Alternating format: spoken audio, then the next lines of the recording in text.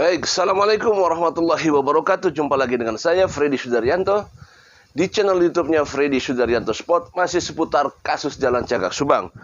Baik, pagi ini saya akan coba membahas masalah Subang. Seperti biasa, saya ucapkan banyak terima kasih kepada rekan sahabat yang sudah subscribe dan menonton di channel YouTube saya. Semoga kebaikannya dibalas Allah Subhanahu wa Ta'ala dengan rezeki yang banyak, berlimpah dan barokah. Amin ya robbal alamin. Dan mari kita doakan sama-sama saudara-saudara kita yang sedang ditimpa musibah, yang sedang sakit, semoga Allah mengangkat musibah dan sakitnya. Dan kita doakan almarhumah Ibu Tuti dan Amelia semoga dalam keadaan husnul khotimah. Amin ya robbal alamin. Dan kita support terus kepolisian Indonesia, khususnya Polda Jabar. Semoga bisa mengungkap kasus ini.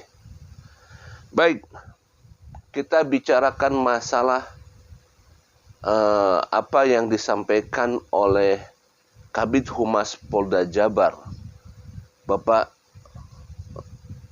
Ibrahim Tompo, Kombes Pol Ibrahim Tompo. Ini adalah wawancara beliau dengan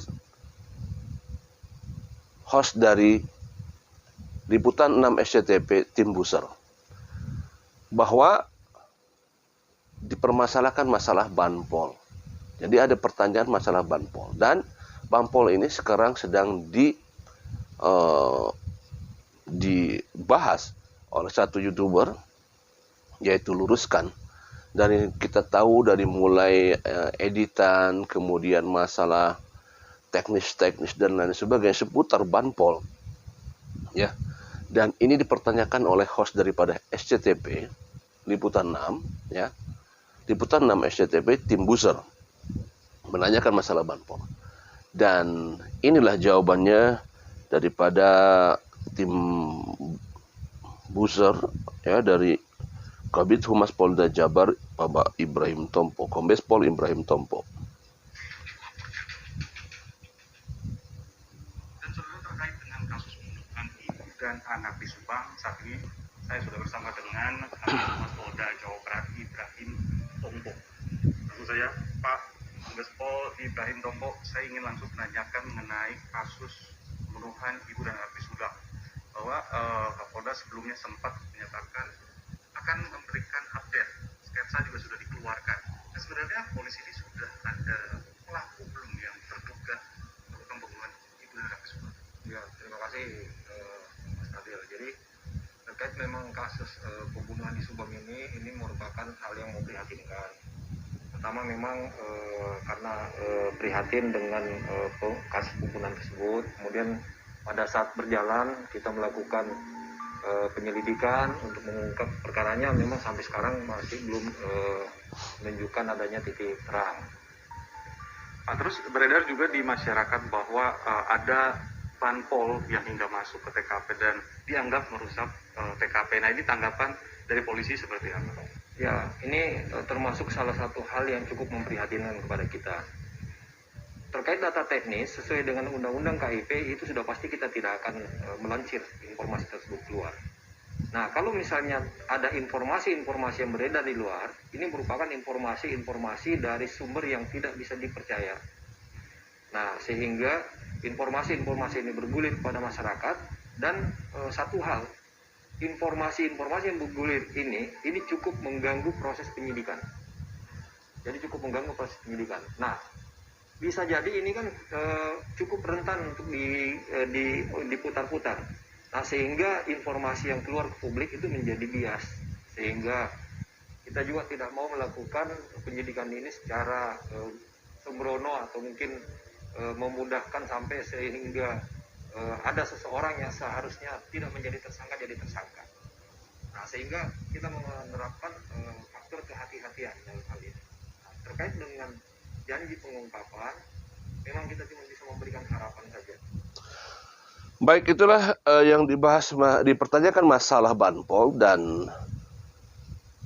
sebenarnya gini, sayang sekali dari pihak hostnya tidak langsung ada counter pertanyaan balik, ya. Jadi sebenarnya kan masalah banpol ini harusnya dipertajam lagi karena memang sedang dibahas oleh seorang YouTuber ya. Dan di sana dikatakan bahwa dari pihak kepolisian tidak memberikan data teknis. Artinya bahwa banpol ini juga harus kita ketahui. Jadi maksudnya yang disampaikan daripada Pak Ibrahim Tompo itu adalah apakah masalah banpol ini ada dan tidak, semua itu yang kita bahas itu ya. Tapi di sana bahwa dikatakan bahwa pihak kepolisian tidak memberikan data teknis terkait hal-hal masalah di lapangan ya. Nah, artinya apakah apa yang disampaikan itu membahas kepada masalah banpol, apakah memang banpol adalah masalah data teknis dari kepolisian? Dan kalau kita ketahui memang apa yang disampaikan banpol di channel Luruskan itu memang itu adalah informasi yang didapat bahwa dialah yang memberikan seolah-olah penelitian sendiri. Tetapi yang disampaikan oleh Kabid Humas Polda Jabar bahwa tidak ada pihak kepolisian memberikan data teknis. Nah, ini juga memang tidak begitu jelas ya. Tidak begitu jelas yang disampaikan oleh, maksudnya begini, jadi tidak fokus kepada banpolnya sebenarnya kan gitu. Sebenarnya banpolnya itu sebenarnya gini, kalau misalkan pertanyaannya begini, apakah banpol itu ada gitu ya, itu akan lebih enak kita dengarnya nanti. Apakah banpol itu ada? Apakah keberadaan banpol itu ada? Kan gitu ya harusnya. Tapi ya itulah tidak tidak menyampaikan apa yang masyarakat pikirkan sebenarnya gitu kan. Kalau misalkan ada pernyataan dari pihak kepolisian langsung bahwa banpol itu ada dan tidak, kan itu yang lebih gamblangnya sebenarnya kan gitu ya. Memang sempat waktu itu dari Kabid Humas yang pertama yaitu Bapak R.D. Caniago bahwa tidak ada keterlibatan banpol. Kemudian juga sempat juga dari Pak Ibrahim Tompo sempat juga muncul masalah banpol itu juga ya. Nah, sebenarnya ada, kalau misalkan kemarin jawabannya adalah penegasan yang paling tegas, nah di sanalah sebenarnya sayang sekali tidak ada penegasan masalah itu. Kalau misalkan kemarin ditanya, Bapak sebenarnya banpol itu ada tidak? Nah, jawabannya kan udah jangan kemana-mana, ada, jawabannya tidak. Nah, itu udah jelas. Dengan ada dan tidak aja kita sudah kita sudah paham. Tetapi kalau misalkan dijawabnya ke data teknis segala macam, jadi kita juga nanti harus berpikir lagi kitanya ya, harus mengorek-ngorek lagi seperti itu. Nah, itulah tadi pernyataan Kabid Humas mengenai banpol, dan kita lanjutkan kembali masalah apakah kasus ini akan terungkap dan tidak. Kita lanjutkan kembali ya. Janji pengungkapan, memang kita cuma bisa memberikan harapan saja, tetapi itu bukan sebuah janji, karena terkait masalah pengungkapan kasus, motivasinya pasti sudah sama-sama kita pengen kasus tersebut terungkap. Namun dengan kendala yang ada mungkin kita masih belum bisa menyelesaikan kasus tersebut dan tetap menjadi utang bagi kita. Nah, ini nanti kita berharap bahwa ini bisa sama-sama terbuka, baru kita informasikan kepada publik, sehingga dari kondisi tersebut otomatis kan tidak bisa dijanjikan bahwa ini akan terungkap. Tetapi insya Allah apabila sudah terungkap, kita pasti akan informasikan kepada publik. Berarti polisi pun sebenarnya berjanji dan saat ini sedang berusaha bahwa kasus ini tidak akan menjadi mati ya. Insya Allah masih terus berjalan. Sangat-sangat bekerja keras. Penyidik ini tidak berhenti untuk update kejadian. Sampai dengan saat ini kan kita bayangkan sampai 216 alat bukti. Ini termasuk banyak. Kemudian saksi yang diperiksa itu sudah 121 saksi yang diperiksa, baik saksi yang sudah di BAP maupun saksi yang kita periksa interogasi di lapangan. Nah, ini kita update terus. Di mana ada informasi yang bisa memungkinkan untuk menjadi petunjuk bagi penyidik untuk melakukan pengungkapan, kita telusuri. Teka-teki kasus dengan kendala yang ada sehingga belum bisa membuka kasus ini dengan kendala yang ada. Ya, ini sebenarnya kita masyarakat jujur aja dengan apa yang disampaikan oleh Kabid Humas ini, kita semangat ini jadi down ya. Semangat ini kita jadi down. Artinya ada kendala, disampaikan oleh Kabid Humas bahwa ada kendala sehingga tidak bisa mengungkap kasus ini. Walaupun sudah di lapangan bekerja keras disampaikan demikian. Dan ini jadi hutang katanya seperti itu. Artinya memang kalau bahasanya ya sudah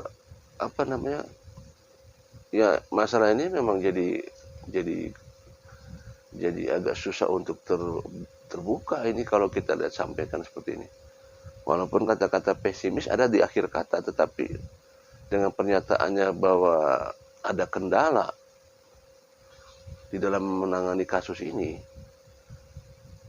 ya pesimis jadinya ya. Ya kita wajar aja sebagai masyarakat jadi pesimis kalau begitu. Ya, hanya satu yang kita yakin adalah kepada Tuhan yang Maha Kuasa. Kita tunggu campur tangan Tuhan. Kita doakan saja. Kasihan almarhumah. Kasihan almarhumah disakiti pada akhir hayatnya, tersakiti. Ya. Mudah-mudahan ya, saya tidak bisa berkata-kata lagi karena apa yang disampaikan oleh Kabid Humas seperti itu. Saya tidak mengerti apa janji-janji kemarin disampaikan oleh Kapolda Jabar. Atas dasar apa gitu. Baiklah. Assalamualaikum warahmatullahi wabarakatuh.